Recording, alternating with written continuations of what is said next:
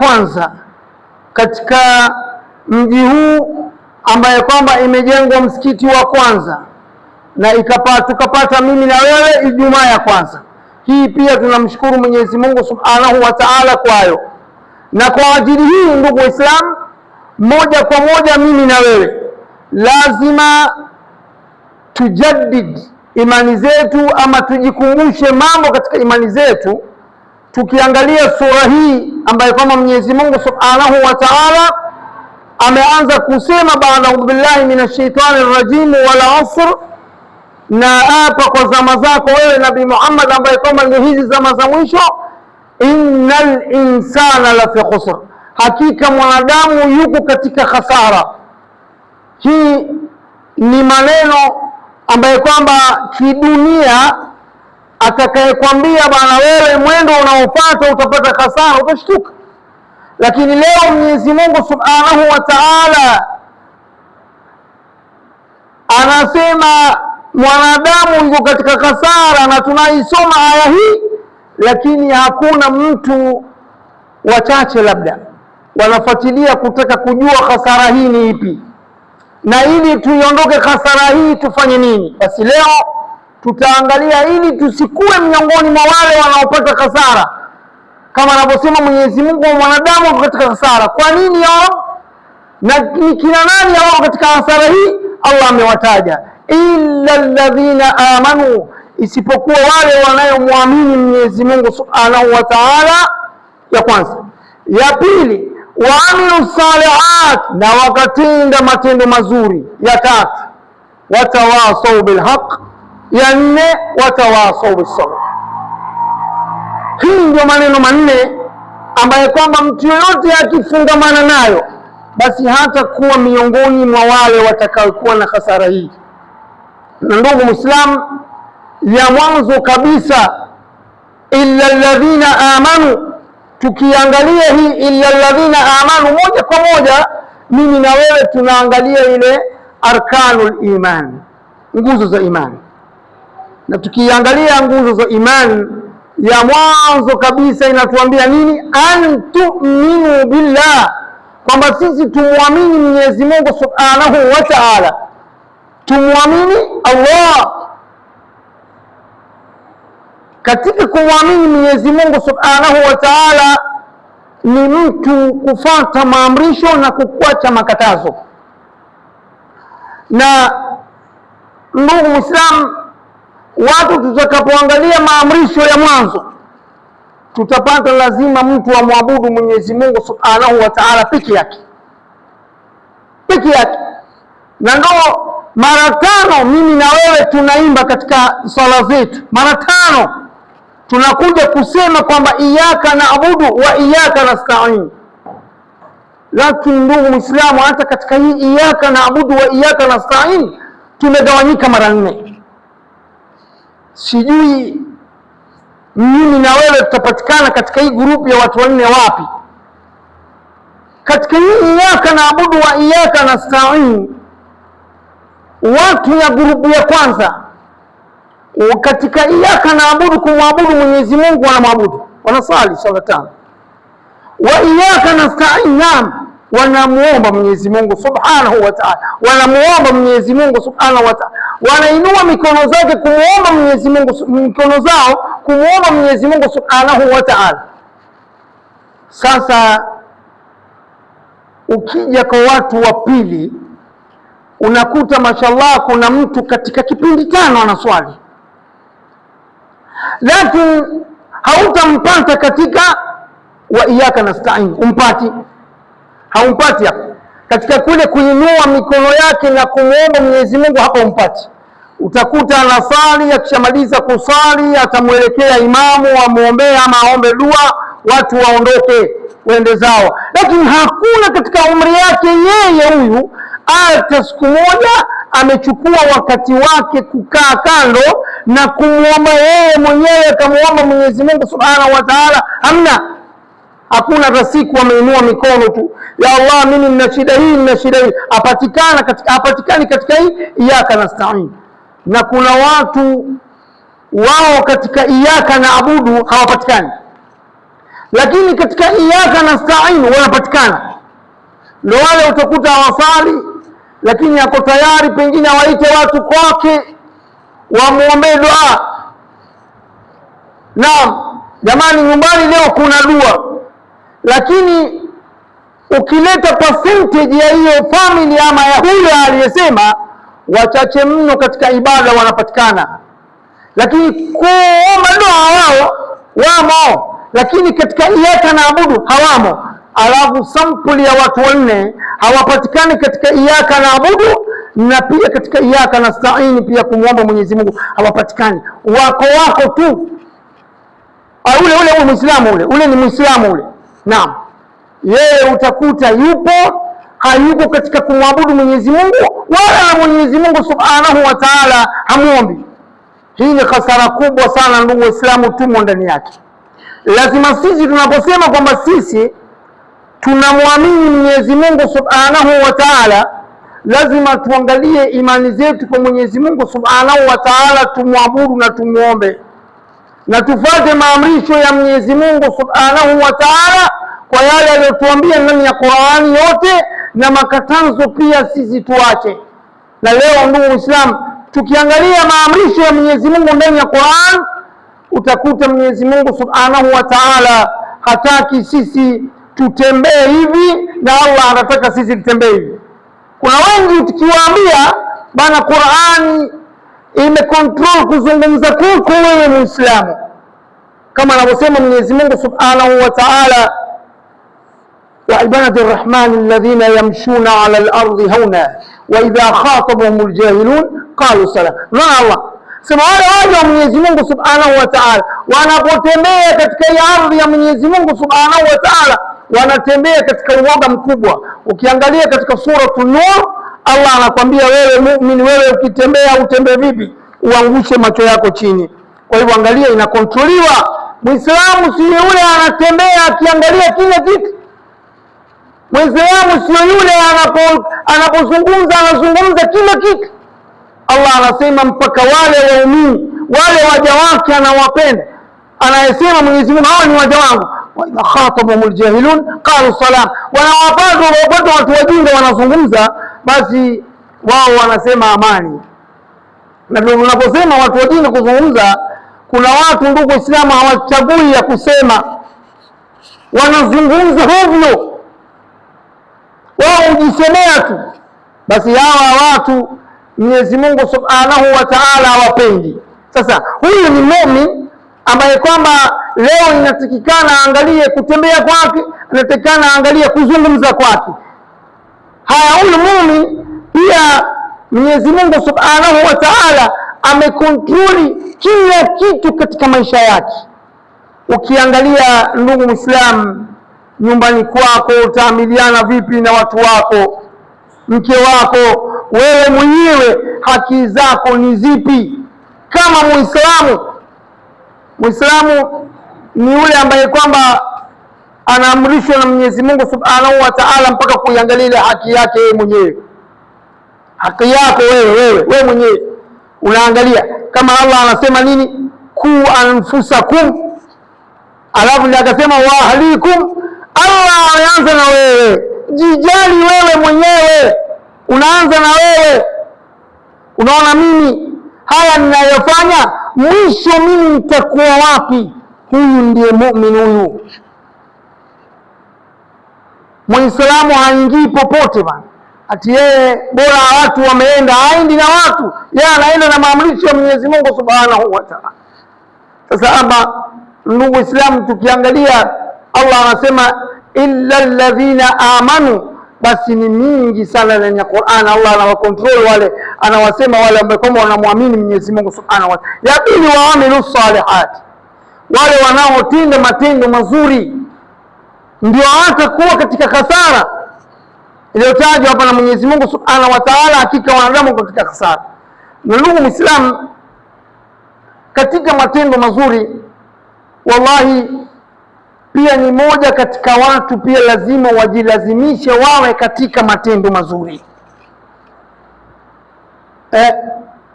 Katika matendo mazuri ni pale inaanzia unakokaa wewe, Unapoishi wewe, angalia Mtume sallallahu alaihi wasallam kwambia bwana, ule jirani wako, angalia matendo mazuri, takiwa ufanye mambo mazuri. Mambo mazuri, ndugu Muislamu, tukipiga mfano wake basi itakuwa ni mambo mengi sana, lakini tuanzie kuanzia mambo mazuri, kwamba maamiliano yako wewe na wazazi wako iko vipi? Wewe ushawahi kuona ndugu Muislamu, watu wanapotaja watu wenye matendo mazuri wanajulikana, fulani mashallah, huyo sawa. Kile katika watu sasa wanachaguliwa katika wadhifa fulani, au hapana, nakatalika kwa sababu matendo. Leo umeonekana wewe ni Muislamu mzuri, subhanallah, huko mtaani ukipatikana wewe, mashavu upande mmoja umefura, mifuku huku zimefura, ushatoka katika maamrisho ya Mwenyezi Mungu Subhanahu wa Ta'ala. Kwa hivyo matendo, vitu unavyofanya wewe kama Muislamu, wewe unajua tu matendo mabaya ni yapi. Leo ndugu Muislamu, kuna katika matendo ambayo kwamba ilo tendo lazima ufanye, lakini ilo tendo unapolifanya ujue kuna pahali pa kufanya, lakini ukifanya ovyo unakuta unaporomosha imani yako. Kama gani? Leo ametoka mtu hapa Muislamu wa kanzu yake nzuri pale nje tu, mkojo umembana, huyo ameingia pale msituni, kasimama kainua kanzu na kojoa. Hajali nani anatoka kulia, hajali nani anatoka kushoto, watu wanarudi kumuonea yeye haya, badili yeye mwenyewe afuwe na haya ambayo kwamba ijenge ile imani, alhayau min aliman, hayumo tena.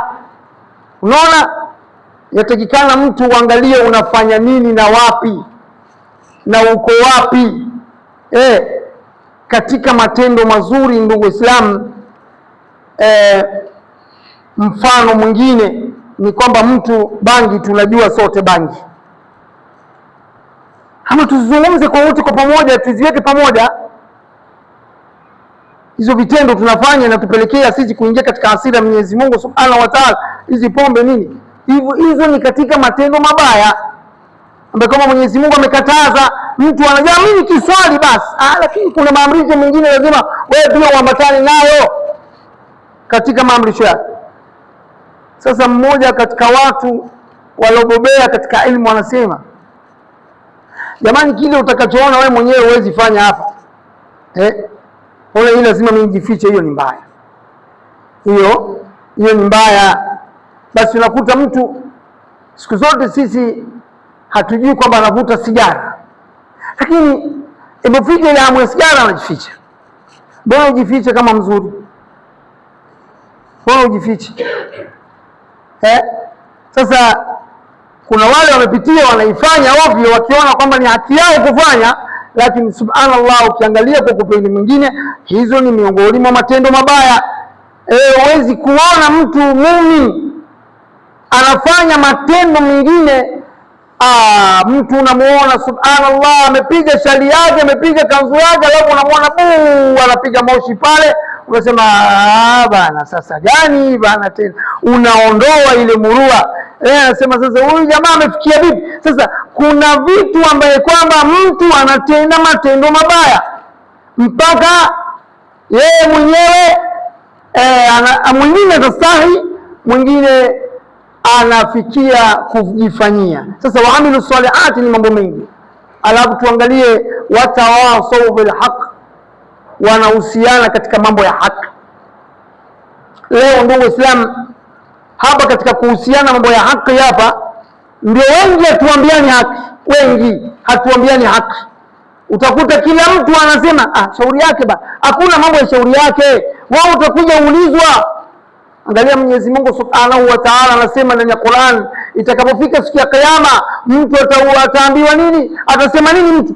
Ya laiti mimi nisingelimfanya fulani kuwa khalili, rafiki yangu, lakadawallani, amenipoteza mimi, amenipoteza. Kuna marafiki ambaye kwamba saizi ukishikana naye atakupeleka mahali, akikupeleka mahali rafiki ya shirban ataanza kukwambia bana, siku moja pengine utamshinda. Unamwambia hapana, lakini mimi situmini. Lakini uko wapi? Muumini haingii ndani ya baa, muumini hakai na watu wabaya. Lakini wewe unapokuwa na mtu akafanya anaona anafanya mambo mbaya, yafaa mwambie. Sasa hiyo ndio unamuhusia kwa mambo ya haki. Bila wewe kumuhusia mambo ya haki, basi chunga sana, chunga sana. Mtume sallallahu alaihi wasallam anasema basi huenda wewe utakuwa pamoja na yeye siku hiyo, huenda wewe utakuwa pamoja na yeye siku hiyo, kwa sababu yeye umeshikana na mtu ambaye kwamba anafanya maovu. Na je, ukimwambia utaingia katika fungu ya wale watu wameamrisha mema na wakakataza maovu. Leo watu wangapi wanakaa na watu wanakula miraa, wanaita siku hizi Java, wanakaa nao, wanapenda zile stori zao, wanapenda zile jokes zao, wanazungumza nao. Alafu unaambia mimi tumekaa tu story nini? Ile company unampa, ndio unampatia ile company ya kuona kwamba mimi nimepata company. Lakini utakapoondoka kwa hao watu wabaya bana, subhanallah, basi wewe utakuwa katika njia nzuri. Lakini ukiwa maovu yanafanyika mahali, na wewe uwe pale, ukose kuwa utaamrisha, utasema ukweli, utahusiana mambo ya kweli, usikuje kutudanganya kwamba mimi sikuwa nakula, nimeingia pale baa tu naona mpira. Ufai kuwa pale ndani hiyo baa, ufai kuingia hapo, ufai kuwa na marafiki yao waovu.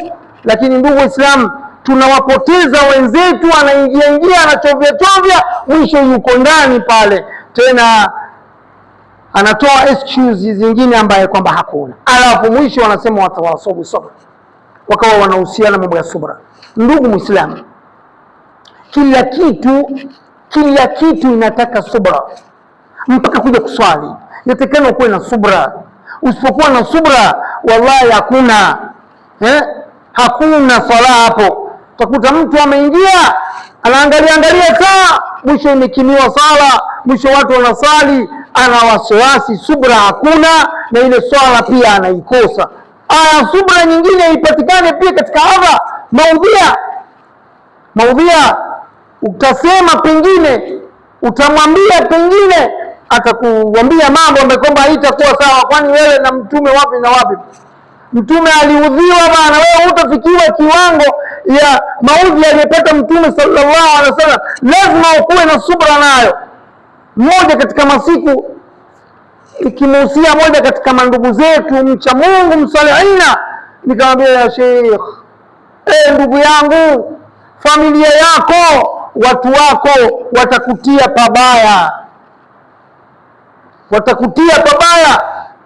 Akaniuliza kwa nini? Nikamwambia bana, ndugu yangu, angalia, ingiza maamrisho ya Mwenyezi Mungu ndani ya nyumba yake, ndani ya nyumba yako ingiza maamrisho ya Mwenyezi Mungu. Uzuri nilikuwa na ukuruba na yeye kabisa. Akaniambia kwa nini? Nikamwambia angalia mke wako anavaa vipi, angalia watoto wako wako wapi. Na hili ni jambo ambalo kwamba Waislamu wengi hatuliangalii. Unakuta mtu 5 salawat anasali, wallahi anamcha Mwenyezi Mungu Subhanahu wa Ta'ala, lakini mke wake anatembea oriana huko, uchi skirt na t-shirt, juu hakuna kitu. Sasa kishukutu unakutana naye, asalamu alaykum, tena wanakusalimia tu mashallah, tena anaintroduce, anakuambia huyu mke wangu. Makosa ndugu Waislamu, muintroduce tu, lakini na wewe pia angalia unamwamrisha mke wako kuvaa anavyotaka Mwenyezi Mungu. Wengine wanasema nguo ya kisa, ni nguo Mwenyezi Mungu anataka. Tusome Qur'an katika suratul Ahzab, suratul Nur. Angalia Mwenyezi Mungu Subhanahu wa Ta'ala anawazungumzia nini wanawake. Waingie katika jalabibu zao, wazihifadhi tupu zao. Mwanamke yatakikana mwili wake mzima ni tupu, ajihifadhi. Lakini leo ndugu Muislamu, unakuta tuna bidii, tunafanya kazi, tunapeana pesa nyumbani kwetu, tunapeana pesa kwa wake zetu, wanakwenda wananunua nguo nje ya maamrisho anapotaka Mwenyezi Mungu Subhanahu wa Ta'ala. Anavaa na wewe subhanallah, unapenda vazi lile ambaye kwamba iko nje ya maamrisho ya Mwenyezi Mungu Subhanahu wa Ta'ala. Elewa ndugu yangu Muislamu, utakapokuwa unaamrisha ile maamrisho katika nyumba yako, mke wako avae vipi, awache kuvaa vipi, na usubirie kwa hayo na ukanyagia hapo. Manake mtu anaona asiharibu uhusiano wake na mke wake kwa kumwambia maamrisho ya Mwenyezi Mungu, lakini yako tayari kuharibu uhusiano yake na Mwenyezi Mungu Subhanahu wa Ta'ala kwa kukosa kumwambia mke wake ukweli. Ni wanaume wangapi wallahi, subhanallah, hajui hata mke wake, hata yeye atawahi kule, hata akija simulizo umetoka wapi, ulikwenda wapi, anaogopa asiharibu mahusiano yake yeye na mke wake. Aradhi hata afike kifuli mlangoni angoje mpaka aje amwambie hali yeye umerudi, nimerudi leo, nilienda kwisha, lakini hajui kwamba Mwenyezi Mungu Subhanahu wa Ta'ala anakasirika kwa hilo. Leo ndugu Islam, ni wangapi wanaingia nyumbani akamwambia mwanangu, rudi hapa, kama hujasali dhuhuri wewe rudi nyumba. Wewe unakataa kufanya hivyo, na hali Mtume sallallahu alaihi wasallam ndiye anaambiwa na Mwenyezi Mungu, wa'mur ahlaka bis-salah, amrisha watu wako kuswali. Leo hilo ndugu Waislamu, tunaogopa kusimamia hilo, kwamba leo mimi hapa kuliki hapa na wala sili mimi. Watu wasali, watu wafuate maamrisho ya Mwenyezi Mungu Subhanahu wa Ta'ala, watu waamke subuhi, watu wasali dhuhur, watu wasali asr. Hakuna situi pesa ya chakula hapa leo, mbona mswali? Hii maamrisho ya Mwenyezi Mungu Subhanahu wa Ta'ala. Lakini umma umefika katika hali hii tuliyoko ndani yake kwa sababu ndugu Islam, kila mtu anasema mimi sitaki stress. Wameigeuza huko. Ukipata mtu anasema yeye hataki stress, bi maana hataki mtu anaharibu, anamkosesha amani. Yani lazima ukose amani ili upate amani kwa Mwenyezi Mungu Subhanahu wa Ta'ala. Hutawafikia, utamfikia Mtume na masahaba wake waliamrisha mema na kukataza maovu, waliingiwa na hizo siku na balaa, hata wakasema mata nasrullah. Walivurugwa katika kuondoa maasi. Leo wewe unaambiwa tu uondoe maasi ndani ya nyumba yako, unaogopa utakuletea stress. Ndugu Muislamu, hiyo stress waacha ije, wewe fanya subra kwa hilo. Mwenyezi Mungu Subhanahu wa Ta'ala utakuwa katika radhi yake siku ya Kiyama, na Allah ataona kweli huyu mja wangu alikuwa ndani ya nyumba yake, alikuwa kama ndugu zake, alikuwa kwa baba yake. Nabii Ibrahim alayhi salam ni mmoja katika mfano mzuri, akimwambia baba yake ukweli. Hata baba yako, wacha mke, baba yako mwambie, baba naomba tuwe pamoja peponi. Anzia huko, naomba tuwe pamoja peponi. Kuwa pamoja peponi na wewe baba, watu wasali, watu wamuogope Mwenyezi Mungu Subhanahu wa Ta'ala, tufuate maamrisho ya Mwenyezi Mungu Subhanahu wa Ta'ala, alafu ndio sisi hatutakuwa miongoni mwa wale tuko katika hasara. Hasara yenyewe inapatikana watu kutokumwamini Mwenyezi Mungu Subhanahu wa Ta'ala. Leo ndugu Islam, kila mtu anataka pepo, kila watu wanataka pepo ya Mwenyezi Mungu Subhanahu wa Ta'ala. Hii pepo ndugu Islam, Allah ameshaisema ndani ya Qur'an, nyinyi mwataka muingie pepo tu, walam yamsaskum mathalu alladhina min qablikum am tahsabuna annakum tudkhuluna aljanna, nyinyi mtaingia pepo. Walam yamsaskum mathalu alladhina min qablikum, bala nyinyi hamujafikiwa na mfano waliokuwa kabla. Walifanya nini? Masatkum, walipatikaniwa wao na dharra, walipatikania wewe madhara. Ile ni ya kwako wewe tu. Leo kila mtu ikiwa ataamka ndugu Islam aseme leo mimi na wewe na yule mwingine, kila mtu aanze tu na nyumba yake, hii msikiti itajaa, huu msikiti wa Tiengre hii itajaa hapa, itajaa. Na kesho tuiambie idara, bana jamaa tuongeze hapa pamejaa. Lakini utakuta mtu yuko hapa, kama baba yuko hapa, ajui watoto wake wako wapi. Hasara hii. Utarudi nyumbani uitishe ugali, hujui mke wako ameswali hajaswali.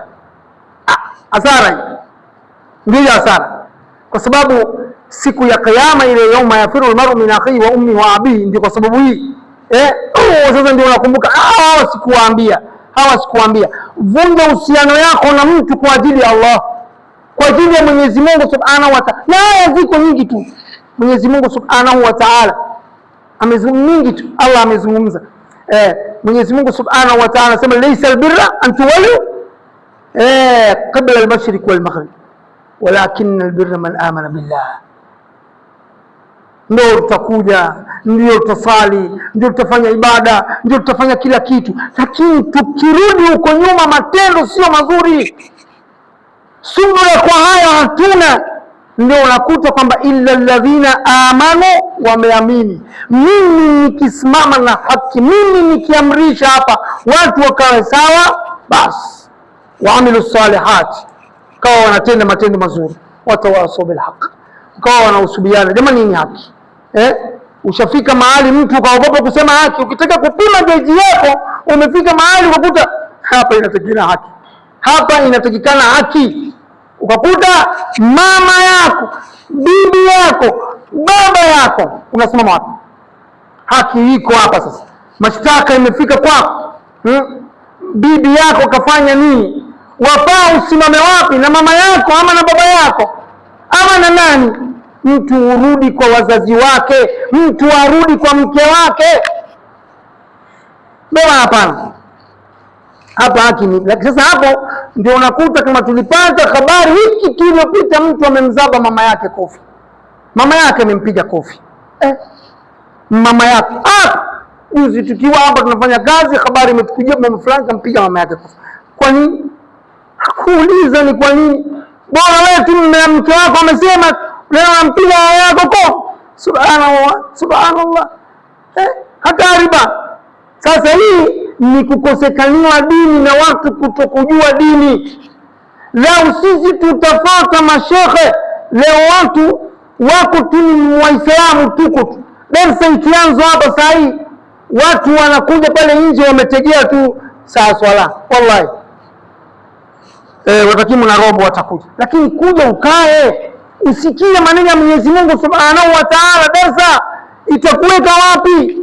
Wewe umeyapata hayo, nenda kwa shekhi, mueleze shekhi, bana mimi nimepata kadhaa hii na hii na hii, nifanyaje? Mama yangu hivi, baba yangu hivi, ndugu yangu hivi, baba yangu hivi, nifanye nini katika hii haki? Hatuwezi kuulizana hayo, hatuwezi kufanya hayo, lakini sisi bora dunia yetu na mkono wetu inaingia kwa kinywa, basi tunalala tunaamka. Lakini wallahi tukumbuke yauma yafiru almaru min akhihi wa ummi wa abi. Siku hiyo watu watatokana mbio, siku hiyo utakimbia baba, mama, mtoto, nani utatoka mbio. Kwa nini? Kwa sababu wakati uko hai saizi, ushawahi kumwambia mke wako lini swali? Ushawahi kumwambia ndugu yako lini swali? Ushawahi kumwambia baba yako lini swali? Bana, wacha pombe, wacha bangi, wacha sigara. Bana, hii ndio njia. Nani kazaliwa na sigara hivi?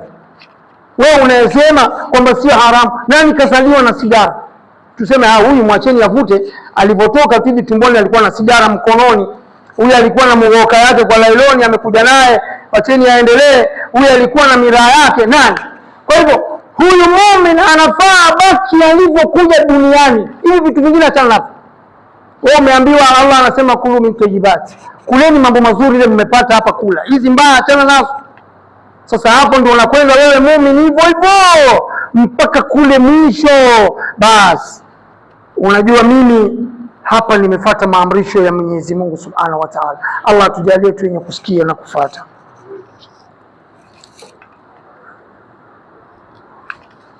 Alhamdulillah wassalatu wassalamu ala sayyidina Muhammad wa ala alihi wa sahbihi wasallam. Amma ba'd, qala Allah mukhbiran wa amira, inna Allaha wa malaikatahu yusalluna ala nabiyyi ayyuhalladhina amanu sallu alayhi wa sallimu taslima.